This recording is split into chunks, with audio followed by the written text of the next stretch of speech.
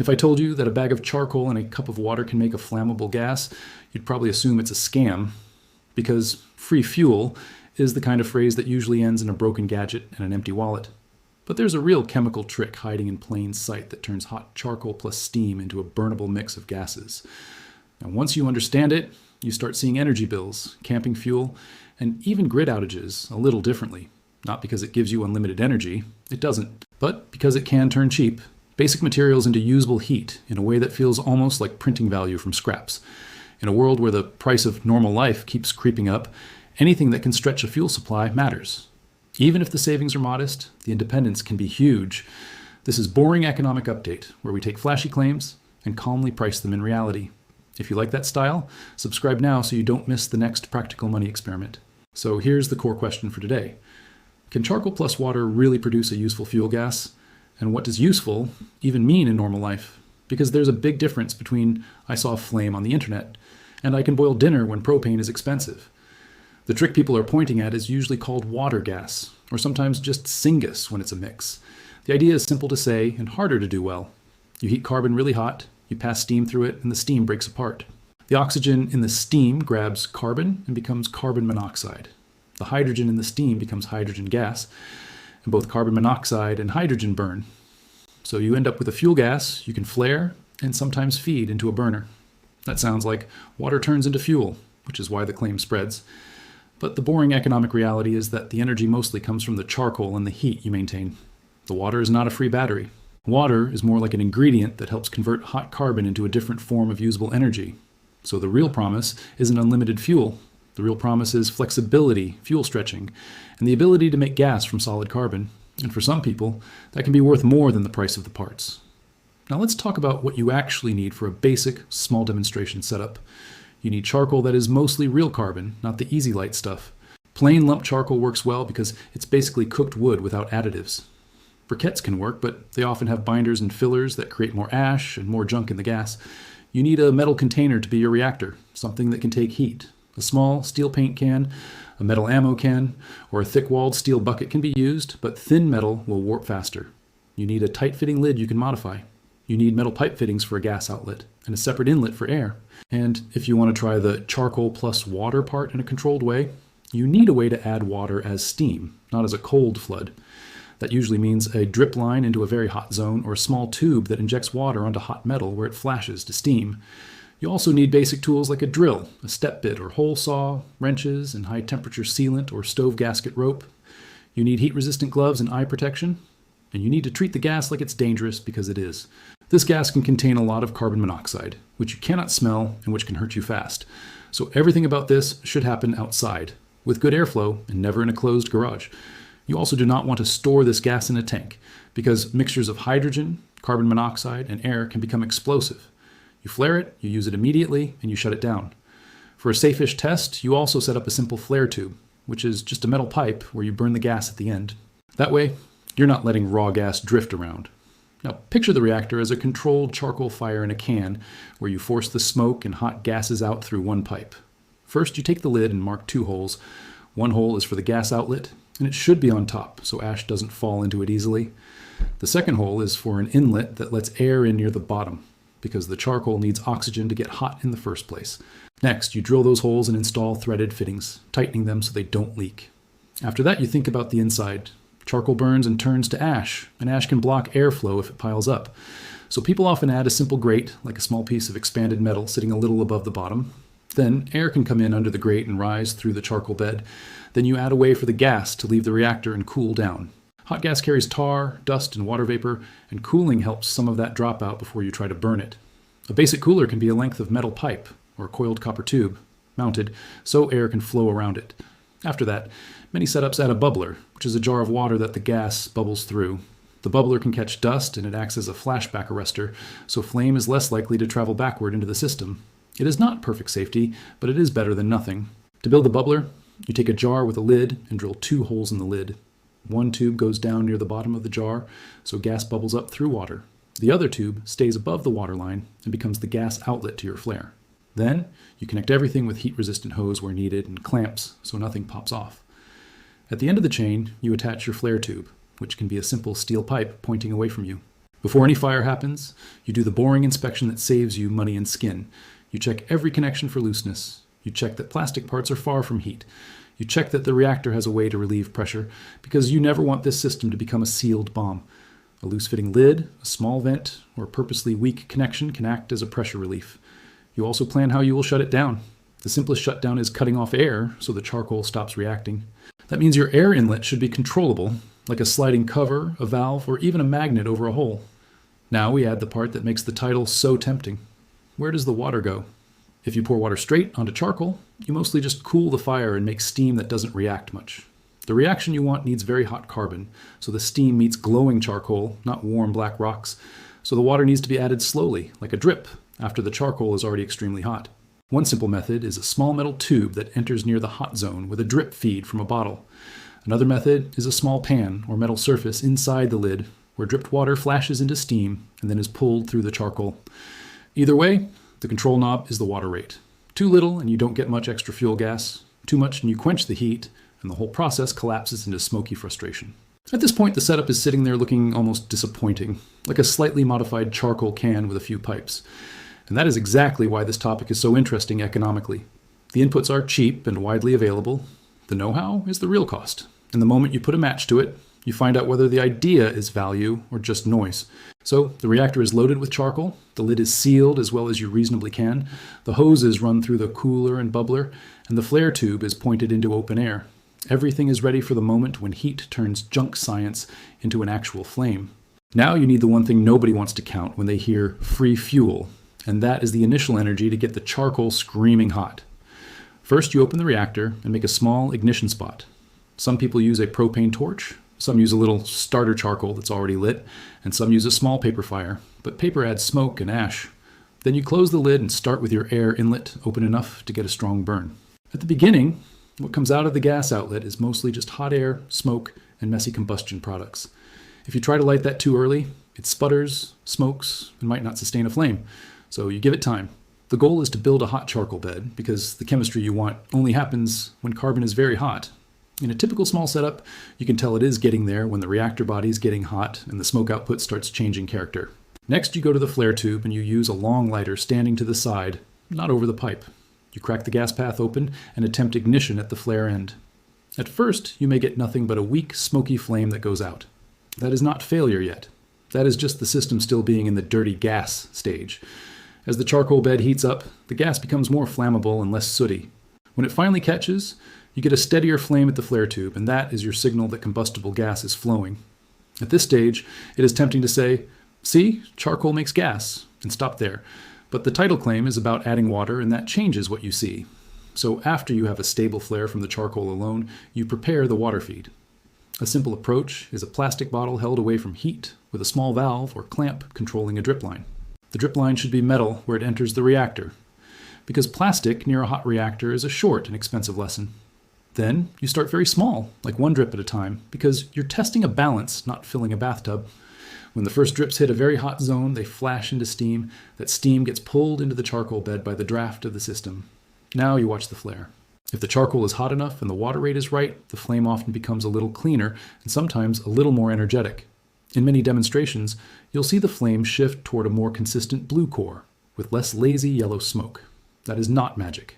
That is chemistry plus temperature. The steam is reacting with hot carbon to form hydrogen and carbon monoxide, and those gases burn readily at the flare. But if you turn the water up too much, you will see the opposite. The flame shrinks, turns unstable, and might even go out. That is because you are spending heat to boil and superheat water, and you are cooling the charcoal bed faster than it can recover. So the hidden trick is really a control problem. You're managing heat like a budget. Spend too much and you go broke. Spend the right amount, and you convert more of your hot carbon into useful gas. At this point, you can try a simple practical test, still keeping it outside and still avoiding gas storage. Instead of only flaring, you can route the gas to a basic burner head, like a modified camp stove burner that can accept low-pressure gas. You keep the flare option available because you want a safe way to burn off gas if the burner misbehaves. Then you open the gas slowly and try ignition at the burner. What people commonly find is that the burner will light, but it won't behave exactly like propane. The flame can be softer, and it can blow out if the gas flow changes. That's because the gas composition is changing minute to minute depending on charcoal temperature, airflow, and water rate. If you tune the air inlet and water drip carefully, you can often get a stable flame that looks good enough to heat a small pot. The word small matters here because we're keeping this honest. A little DIY gasifier setup can make useful heat, but it is not an industrial pipeline of energy. You also notice something else once you run it for a while. The system produces moisture and residue. Your cooler and bubbler collect nasty water that smells like smoke because it is basically a trash can for impurities that is part of the cost. You have to dispose of that water responsibly and clean the parts. Now let's talk about the money side while the flame is doing its thing. Charcoal is not free unless you make it yourself from scrap wood. And making charcoal is its own project with its own time cost and smoke management. So if you buy bags of charcoal at the store, your free fuel gas is really store-bought solid fuel converted into a different shape. That can still be useful because gas is easier to pipe and control than a pile of glowing coals. And in some situations, being able to burn a cleaner gas flame outside can feel more convenient than tending an open fire. But the economics depend on your alternatives. If you already have cheap natural gas service, this DIY setup is not going to beat it on cost or convenience. If you rely on small propane bottles at high prices, the comparison gets more interesting. If you live somewhere with frequent outages, the value is less about pennies and more about having options. That is a key economic idea people forget. Options have value even when you don't use them every day. A fire extinguisher loses money every year until the day it saves your house. A backup fuel method is the same kind of purchase. There's also a labor cost that you should count, at least mentally. Drilling holes, sealing fittings, testing leaks, managing heat, and cleaning tar is work. If you enjoy that work, the cost feels low. If you hate it, it is expensive even if the parts were cheap. Now back to the test behavior, because this is where the charcoal plus water claim either becomes believable or falls apart. When the water drip is tuned right, you can often keep a steady flare even as the charcoal load slowly shrinks. That can make it feel like the water is adding fuel, because the flame stays strong even though you're not adding more charcoal. What is really happening is that you are improving conversion. Instead of losing potential energy as smoke and incomplete combustion, more of the hot carbon is being turned into burnable gas. In plain English, you're wasting less, not creating energy from nothing. If you cut the water completely, you may see the flame quality change again, often becoming more sooty. If you add too much water, everything gets worse again, because the reactor cools and starts making ugly smoke instead of good gas. The main result from a well-tuned run is straightforward.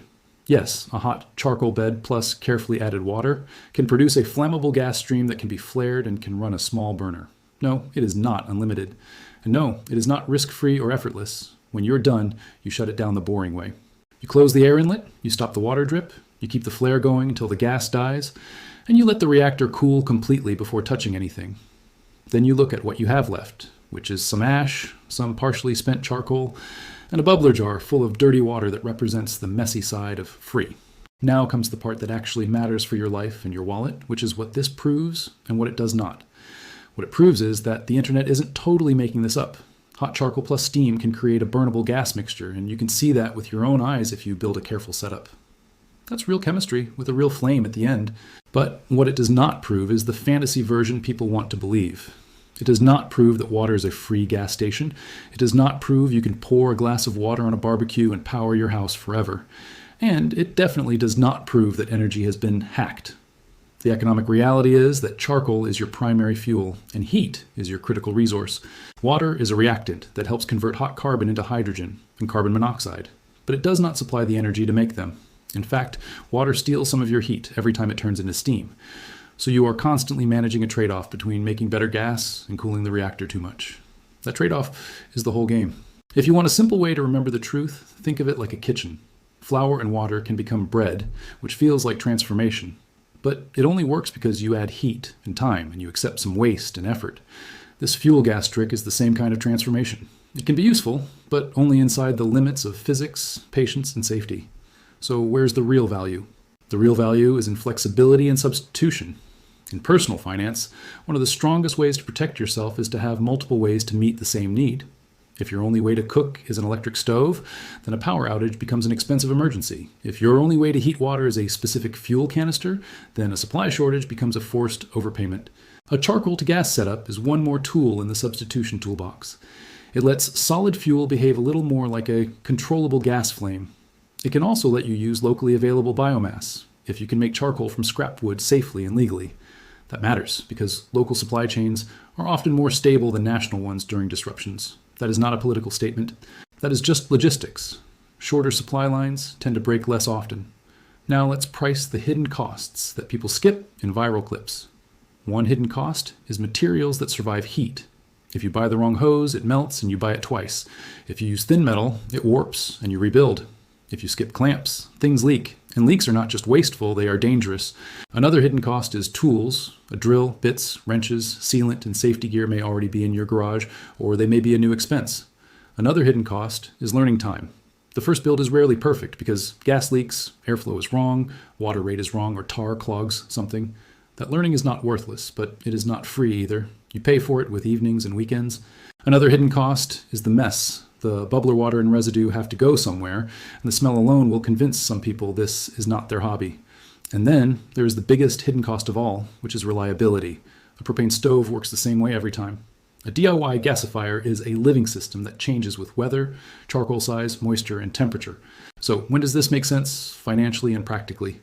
It makes sense if you value resilience, you enjoy building, and you want a backup way to create heat outdoors. It makes sense if you already buy charcoal and want to experiment with getting more controlled use out of it. It makes sense if you have access to cheap or waste wood and can legally make charcoal because that can lower the ongoing fuel cost.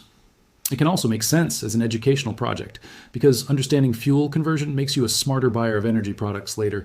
You stop falling for shiny marketing because you can see the energy flows. When does it not make sense? It does not make sense if you need indoor safe heat because carbon monoxide risk is not a small detail, it is the main detail. It does not make sense if you want silent, push-button convenience, because you are literally managing fire and airflow. It does not make sense if your time is already overloaded, because this is not a set-it-and-forget-it appliance. And it does not make sense if you are trying to justify it purely as saving money, because the savings can disappear once you count time, maintenance, and the cost of doing it safely. So the honest takeaway is actually more interesting than the hype. This is not unlimited free fuel. This is a way to convert one kind of fuel into another form that can be easier to use, sometimes cleaner to burn, and sometimes more flexible during shortages. In other words, it is not a cheat code. It is a tool, and tools are only valuable when they fit the job you actually have. The reason I like this topic for Boring Economic Update is that it's a perfect example of how people confuse works with solves everything. Yes, it works. And also, yes, the constraints are real. If you build it carefully, you gain a small but meaningful kind of independence. The kind you can't always buy at a store when everyone else is panicking. And that is an economic benefit that doesn't show up on a receipt. Now I want to hear your realistic use case, not the fantasy one. Comment what you would actually use a small charcoal and steam gas flame for, like boiling water, emergency cooking, or learning skills. And share this video with one friend who loves free energy claims, because the best time to add boring reality is before someone wastes money or gets hurt.